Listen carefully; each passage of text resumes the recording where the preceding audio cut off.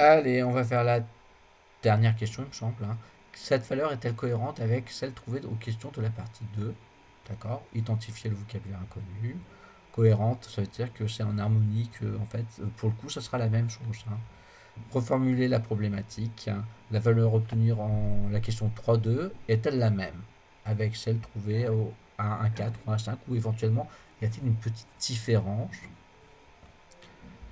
Alors, l'analyse du problème, les hypothèses, nous allons devoir vérifier si la valeur de x trouvée à la question 3.2, c'est qui est égal à 3, et puis est cohérente à la question 1.4 et 1.5. En fait, là, directement, je vous ai donné la réponse. Mais je reste dans mon optique d'explication. Donc là, je vais poser des questions, je vais essayer d'y répondre. Donc je vais revoir les...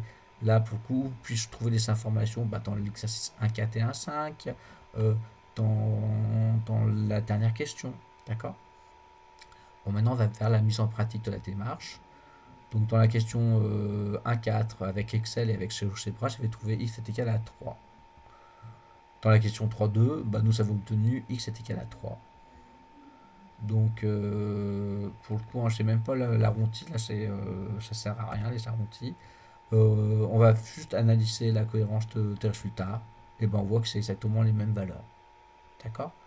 Donc, la justification, on va dire que la valeur est identique dans les trois questions.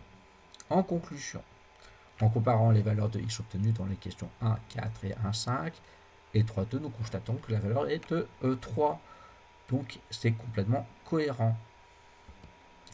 La proposition de rédaction pour l'examen, en fait, c'est la conclusion que je viens de vous donner. Donc, en comparant les valeurs de x obtenues dans les questions 1, 4 et 1, 5 et 3, 2, nous constatons que la valeur de x est égale à 3, identique, donc cohérente avec celle trouvée dans les questions précédentes.